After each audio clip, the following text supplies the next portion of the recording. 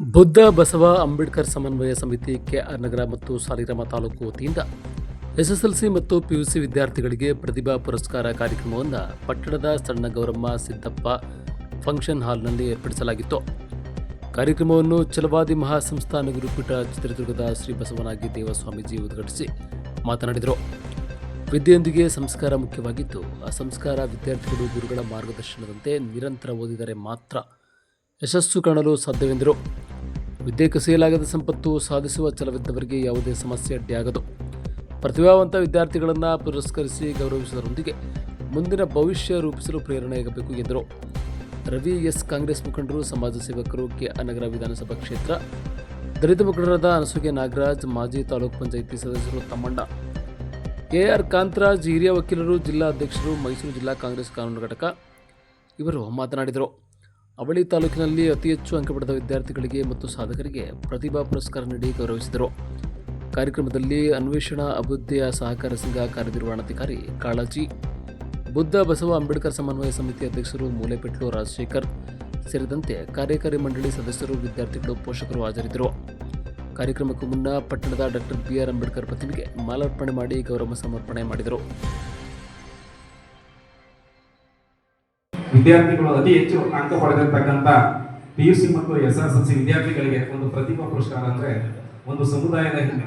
ಯಾಕೆಂದ್ರೆ ಆ ಒಂದು ಅಂಕ ಗಳಿಸ್ಬೇಕಾದ್ರೆ ಅವರ ಪೋಷಕರು, ಅವರ ತಂದೆ ತಾಯಿಗಳು ಎಷ್ಟು ಶ್ರಮ ವಹಿಸಿರ್ತಾರೆ ಅಂದ್ರೆ ಅದು ಹೇಳಕ್ಕೆ ಸಾಧ್ಯ ಇಲ್ಲ. ಅದರಿಂದ ನಿಮ್ಗೆಲ್ಲ ಏನು ಅತಿ ಹೆಚ್ಚು ಅಂಕ ತೆಗೆದಿದ್ದೀರ ಎಲ್ಲಾ ಪ್ರತಿಭಾ ವಿದ್ಯಾರ್ಥಿಗಳಿಗೆ ಪೂರ್ವಕ ಸ್ವಾಗತ ಕೊಡ್ತಾ, ಯಾಕೆಂದ್ರೆ ಒಂದು ವಿದ್ಯೆ ಹೊಲಿಸ್ಕೊಳ್ಳೋದು ಅಷ್ಟು ಸುಲಭ ಅಲ್ಲ, ತಪಸ್ಸಿದ್ದಂಗೆ. ಆ ತಪಸ್ಸು ಎಷ್ಟು ಕಠಿಣವಾಗಿರ್ತದೆ ಅಂದ್ರೆ ಅದೇ ರೀತಿ ವಿದ್ಯೆನೂ ಸಹ ಅಷ್ಟೇ ಕಠಿಣವಾಗಿರ್ತದೆ. ಅದರಿಂದನೇ ಡಾಕ್ಟರ್ ಬಿಆರ್ ಅಂಬೇಡ್ಕರ್ ಅವರು ವಿದ್ಯೆನ ಹುಲಿಯ ಹಾಲಿದ್ದಂತೆ ಅಂತ ಹೋಲಿಕೆ ಮಾಡಿದ್ದಾರೆ. ಯಾಕೆಂದ್ರೆ ಹುಲಿಯ ಹಾಲನ್ನ ಯಾರು ಸಹ ಕುಡಿಯಕ್ಕಾಗಲ್ಲ. ಯಾಕಂದ್ರೆ ಆ ಹುಲಿಯ ಹಾಲು ಕುಡಿತೀವಿ ಅಂದ್ರೆ ತುಂಬಾ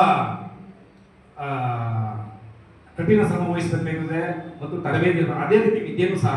ಅದರಿಂದ ನನ್ನೆಲ್ಲಾ ಪ್ರತಿಭಾವಂತ ವಿದ್ಯಾರ್ಥಿಗಳಿಗೆ ನೀವು ಮುಂದಿನ ದಿನಗಳಲ್ಲಿ ಇಂಜಿನಿಯರು, ಡಾಕ್ಟ್ರು, ಒಳ್ಳೊಳ್ಳೆ ಪದವಿಗಳನ್ನ ಪಡ್ಕೊತೀರ.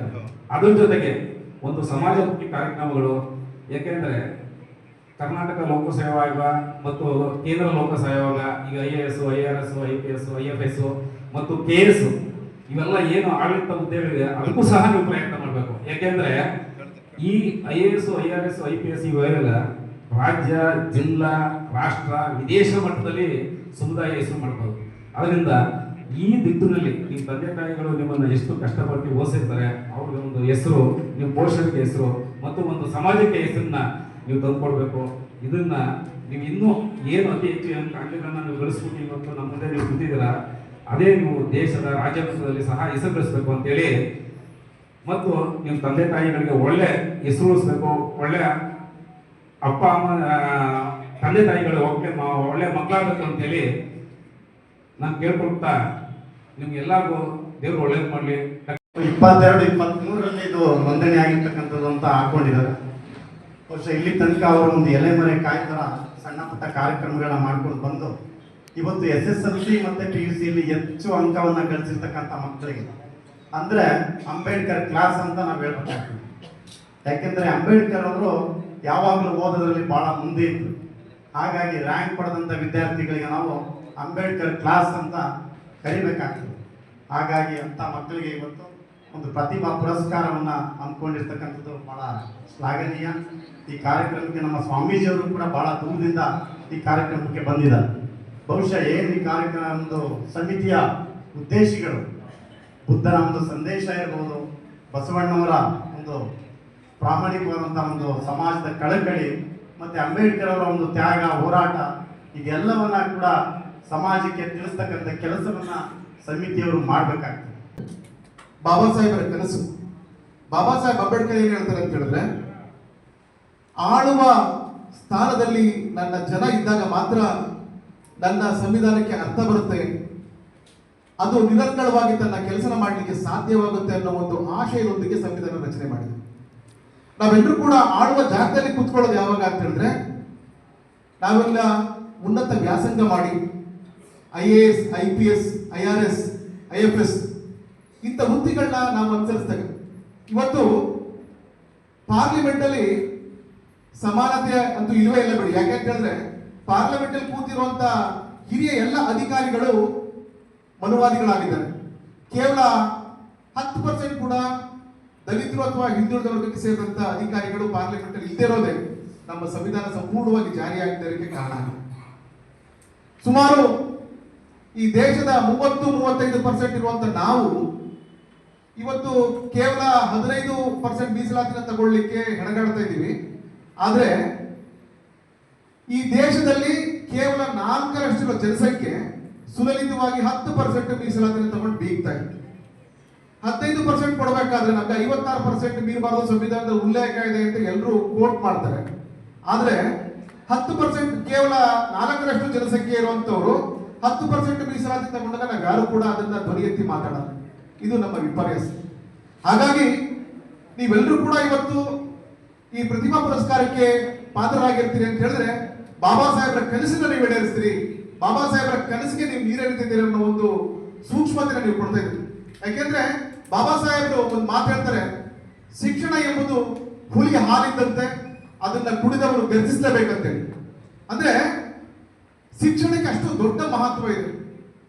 ಏನೋ ಗೊತ್ತಿಲ್ಲದೆ ಒಬ್ಬ ವ್ಯಕ್ತಿ ನಾನು IAS ಅಥವಾ IPS ಪಾಸ್ ಮಾಡಿಕೊಂಡು ಅಥವಾ ವಕೀಲರಾಗಿ ಜುಡಿಷಿಯರಿ ಎಕ್ಸಾಮ್ ತಗೊಂಡು ಸುಪ್ರೀಂ ಕೋರ್ಟ್ ನ ಮುಖ್ಯ ನ್ಯಾಯಮೂರ್ತಿಯಾಗಿ ನಾವು ಕೂರ್ತೀವಿ ಅಂತ ಹೇಳಿದ್ರೆ ಅದು ಬಾಬಾ ಸಾಹೇಬರು ಕೊಟ್ಟಂತ ಕೊಡುಗೆ. ಹಾಗಾಗಿ ನಾವೆಲ್ಲರೂ ಕೂಡ ಬಾಬಾ ಸಾಹೇಬರ ಕನಸುಗಳನ್ನ ನೆರವೇರಿಸಬೇಕಾಗತ್ತೆ, ಈಡೇರಿಸಬೇಕಾಗತ್ತೆ ಅಂತ ಹೇಳಿದ್ರೆ ಅದು ಶಿಕ್ಷಣದಿಂದ ಮಾತ್ರ ಸಾಧ್ಯ. ನಾವು ರಾಜಕಾರಣ ಮಾಡ್ತೀವಿ, ರಾಜಕಾರಣ ಮಾಡುವಾಗ ನಾವು ಯಾವುದೇ ವಿದ್ಯಾಭ್ಯಾಸ ಇಲ್ಲದೆ ರಾಜಕಾರಣ ಮಾಡ್ತೀವಿ. ವಿದ್ಯಾಭ್ಯಾಸ ಇಲ್ಲದೆ ಪದವಿಗಳಿಲ್ಲದೆ ನಾವು ರಾಜಕಾರಣ ಮಾಡಕ್ಕೆ ಕುತ್ಕೊಂಡ್ರು ಕೂಡ ಬಾಬಾ ಸಾಹೇಬರು ಬರೆದಿರುವಂತ ಯಾವುದೇ ಕಾನೂನುಗಳನ್ನ ನಾವು ಓದ್ಕೊಂಡ್ರಲ್ಲ, ಅವಾಗ ನಾವು ನಿರರ್ಗಳವಾಗಿ ಯಾವುದೇ ಅಧಿಕಾರಿಗಳನ್ನಾಗ್ಲಿ ಅಥವಾ ಸಚಿವರನ್ನಾಗ್ಲಿ ನಾವು ಎದುರಿಸಲಿಕ್ಕೆ ಆಗಲ್ಲ.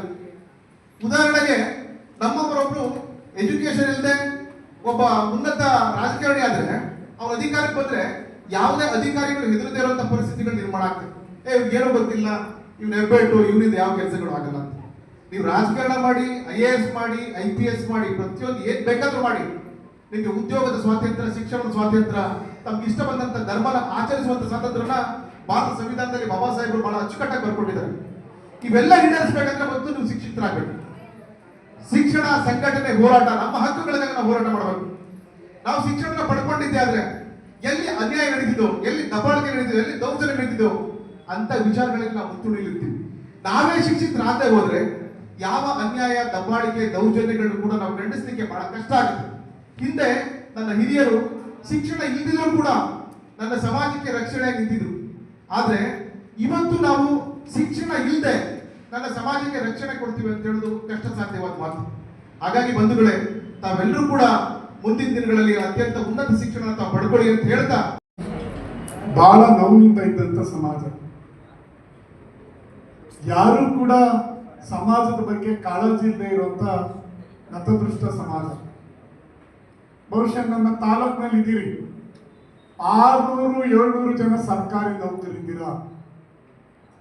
ಲೆಕ್ಕ ನಾವು ನೋಡಿದಾಗ 700 ಜನ ಸರ್ಕಾರಿ ನೌಕರು, ಒಬ್ಬ D ಗ್ರೂಪ್ ಇಂದ ಹಿಡಿದು ಅಧಿಕಾರಿಗಳು ಕೂಡ ಆಗಿದ್ದೀರ. ಬಹುಶಃ ನೀವೆಲ್ಲರೂ ಕೂಡ ಚಿಂತನೆ ಮಾಡಿದ್ರೆ, ಯೋಚನೆ ಮಾಡಿದ್ರೆ, ನಾಗರಾಜ್ ಹೇಳುವಾಗ ಬಾಳ ಇರ್ತೇನೆ ಅಂತ ತಪ್ಪು ತಿಳ್ಕೊಬೇಡಿ. ನೀವೆಲ್ಲರೂ ಕೂಡ ಮೀಸಲಾತಿಯ ಋಣದಲ್ಲಿ ಸರ್ಕಾರಿ ಸೇವೆಗೆ ಹೋದಂತವ್ರು. ಸಮಾಜಕ್ಕೆ ನಿಮ್ಮ ಋಣ ಏನು, ನಮ್ಮ ಮಕ್ಕಳಿಗೆ ನಿಮ್ಮ ಋಣ ಏನು ಯೋಚನೆ ಮಾಡ್ಬೇಕಲ್ಲ ನಾವು. ಅಂಬೇಡ್ಕರ್ ಅವರ ಆದರ್ಶಗಳನ್ನ ಪಾಲನೆ ಮಾಡೋರಾದ್ರೆ, ಅಂಬೇಡ್ಕರ್ ಅವರ ತತ್ವ ಸಿದ್ಧಾಂತಗಳನ್ನ ಅರ್ಥ ಮಾಡ್ಕೊಳ್ಳೋರಾದ್ರೆ, ಒಬ್ಬ ಸರ್ಕಾರಿ ನೌಕರ, ನೀವೆಲ್ಲ ಹೇಳ್ತೀರಿ ನಾವೆಲ್ಲ ಸಂಘಗಳು ಮಾಡಿದ್ದೀವಿ, ಹಾಲಿ ನೌಕರ ಸಂಘ ಇದೆ, ನಿವೃತ್ತಿ ನೌಕರ ಸಂಘ ಇದೆ. ಕೇವಲ ಒಂದು ತಿಂಗಳಿಗೆ 200 ರೂಪಾಯಿ ಒಂದು ಸಂಸ್ಥೆಗೆ ಒಂದು ದೇಣಿಗೆಯಾಗಿ ಎಲ್ಲರೂ ಹಾಕಿದ್ದಾರೆ. ಅಥವಾ ನಮ್ಮ ರವಿ ಅಂತವರು, ನಮ್ಮ ಕಾಳಾಜಿ ಅಂತವರು, ನಮ್ಮ ಅಚ್ಯುತಾನಂದ್ ಅಂತವರು ಹೆಚ್ಚು ಹಣವನ್ನ ಹಾಕಿದ್ರೆ ಒಂದು ಅಕೌಂಟ್ ಓಪನ್ ಮಾಡಿ ನಮ್ಮ ಮಕ್ಕಳ ಶಿಕ್ಷಣಕ್ಕೆ ಅದು ಅನುವಾಗ್ತದೆ ಅಂತ ಹೇಳಿ ನಾನಾದ್ರೂ ಈ ಸಂದರ್ಭದಲ್ಲಿ ಹೇಳಿಕ್ಕೆ ಇಚ್ಛೆ.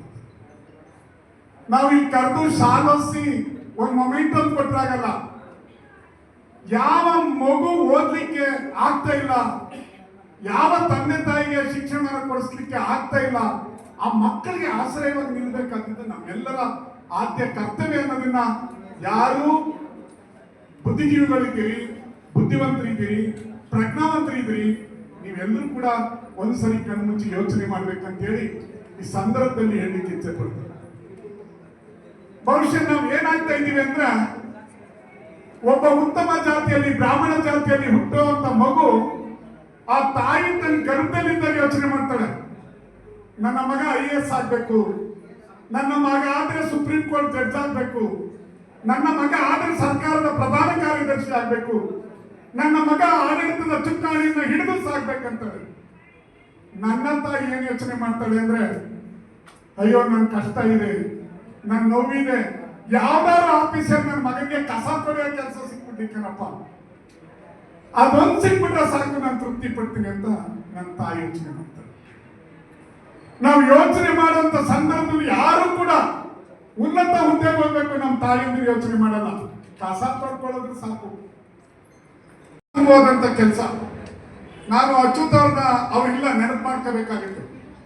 ಯಾಕೆಂದ್ರೆ ಮನುಷ್ಯ ಬಂದಾಗ ಲಕ್ಷಾಂತರ ರೂಪಾಯಿ, ನಿನಗೆ ಪುಸ್ತಕ ಬೇಕಾ, ನಿನಗೆ ಪೆನ್ ಬೇಕಾ, ನಿನಗೆ ಯೂನಿಫಾರ್ಮ್ ಬೇಕಾ, ನಿನಗೆ ಊರಿಂದ ಬರ್ಲಿಕ್ಕೆ ಬಸ್ ಚಾರ್ಜ್ ಪಾಸ್ ಬೇಕಾ, ಎಲ್ಲನೂ ಮಾಡೋದು. ನನ್ನ ಸಮಾಜದಲ್ಲಿ ಕಾರ್ಯರತ ಪಾಪ ಈ ರವಿ ಅವರು ಕೂಡ ಉತ್ತಮವಾದಂತ ಉದ್ಯಮಿ, ನಮ್ಮ ಕಾಳಾಜಿಯವರು ಕೂಡ ಉದ್ಯಮಿ. ನಮ್ಮಲ್ಲಿ 3 ಜನ ಬಹಳ ಆರ್ಥಿಕವಾಗಿ ಪ್ರಬಲರಾಗಿರುವಂತ ನಾನು ನೋಡೋ ಪ್ರಕಾರ 3 ಜನರು ಕೂಡ ತಮ್ಮ ತಮ್ಮ ಸ್ವಂತಿಕೆಯಿಂದ ಸಂಪಾದನೆ ಮಾಡ್ತಾರೆ. ಬಹುಶಃ ಇವತ್ತು ಆ ಸಂಪಾದನೆ ಹಣದಲ್ಲಿ ನಮ್ಮ 3 ಜನಕ್ಕೂ ಈ ಸಂದರ್ಭದಲ್ಲಿ ಕೈ ಮುಗಿದು ವಿನಂತಿ ಮಾಡ್ತೀನಿ, ನೀವು 3 ಜನ ಯಾವ್ದಾದ್ರು ಒಂದು ಅಕೌಂಟ್ ಮಾಡಿ ನಿಮ್ ಕೈಲಾದಂತ ದೇಣಿಗೆಯನ್ನು ಕೊಟ್ಟು ವರ್ಷಕ್ಕೆ 1 ಬಾರಿ ನಮ್ಮ ಮಕ್ಕಳಿಗೆ ಸಹಾಯ ಮಾಡುವಂತ ಕೆಲಸವನ್ನ ನೀವು 3 ಜನ ಕೂಡ ಮಾಡಬೇಕು ಅಂತ ವಿನಂತಿ ಮಾಡ್ತಾರೆ.